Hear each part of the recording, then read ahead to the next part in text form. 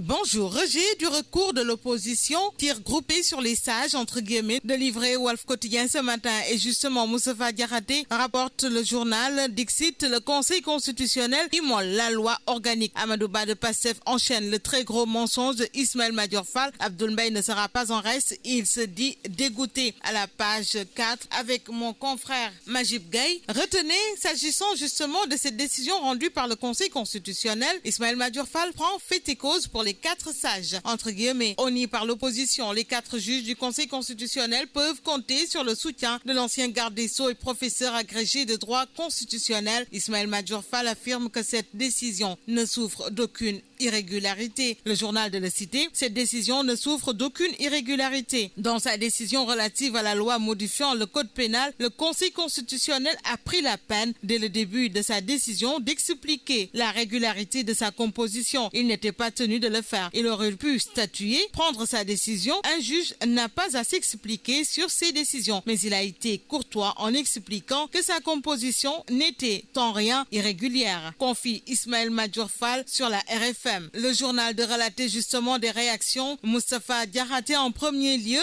parle d'une décision numéro 3/C/2021 du Conseil constitutionnel, un attentat contre la République, dira-t-il. Hassan Diomaye Ndiaye, avocat, ne sera pas en reste. Selon lui, on doit être en mesure de dire quel est le texte de loi qui lui a permis de statuer à 4 membres. Abdoul Mbaye se dit dégoûté. Amadou Ba, Pastef enchaîne quorum au Conseil constitutionnel. Le très gros mensonge Ismaël Madior Fall. Enchaînons justement avec l'I Quotidien qui, revenons sur ce débat sur la régularité de la décision du Conseil constitutionnel, titre Ismaël Madior Fall déboute l'opposition. 24 heures enchaîne, sale temps pour Ismaël Madior Fall et Papa Ousmane Sakho après sa sortie positive sur la décision numéro 3/C/2021 du Conseil constitutionnel. 24 heures à sa une, toujours alerte, attention à l'indiscutabilité des conflits. Note mes confrères, tandis que nous passons au quotidien du groupe Avenir Communication qui ouvre sur tout à fait autre chose. Il s'agit du Covid-19, hausse des inhumations, 6J, la tragédie. Le gestionnaire de Saint-Lazare confie, si la situation continue, on fermera le cimetière dans 2 ans. Un fossoyeur de Yoff à son tour de dire qu'il n'a jamais vu autant d'enterrement. Nous sommes dans une phase critique, dixit Dr Aliou Badarali, directeur du COUS dans Réumi Quotidien. 17 décès, 1410 nouveaux cas ce week-end. Diouf Sardémon, une rupture d'oxygène. 2 sites rouverts. L'observateur reste sur ce registre pour parler du scénario catastrophe. Tous les lits sous oxygène occupés dans les CTE de Dakar. Déjà 7 cas et une pluie de cercueils. Revient à Source A pour parler de cette panique chez les journalistes de BBC Afrique Dakar qui ont enregistré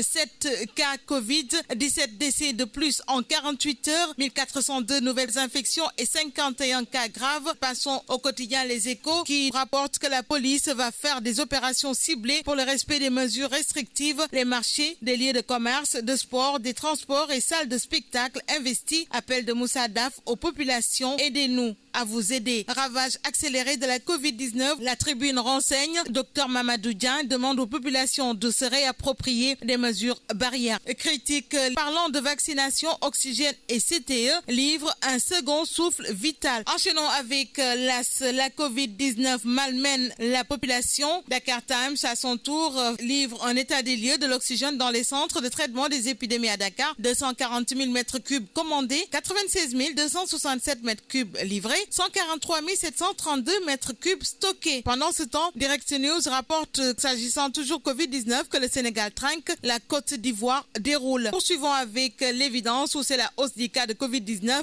avec de nouvelles restrictions. Puis autre information, élections locales, escroquerie politique. Pape Samba Sène tire sur les marchands d'illusions, entre guillemets, ce qui nous pousse justement à parler politique avec le mandat. Cette fois-ci, convoitise de la mairie de Diass, duel à mort entre le Parti Socialiste et l'APR. En parlant du Parti Socialiste, Mahmoudou Wane assène sévérité dans l'info. Le socialiste parle justement de la léthargie au sein de leur formation politique, de la coalition Benno Bokk Yakaar et des locales 2022. Mais vous pouvez retenir en attendant de parcourir le journal que ce sont les militants qui doivent déterminer le profil idéal du futur secrétaire général d'Ixid Mahmoudou Wane. Il y a par exemple le ministre Serigne Mbaye Thiam. Il a les qualités pour être secrétaire général. Enchaînons avec Vox Populi cette fois-ci où il est question de talibés qui organisent organise une mutinerie dans un dara à Touba. Plusieurs ndongo dara se révoltent et s'évadent. 3 blessés à l'hôpital. Le maître coranique s'explique. Libération renseigne sur ce prédateur neutralisé au Parcelles Asseni, accusé de viols et actes de barbarie sur une gamine âgée de 6 ans. À 3 reprises, Babacar Ndiaye, de son nom, a abusé d'AD, des initiales de la petite fille. La victime présumée aux enquêteurs, Dixit, il a mis du piment dans mon sexe.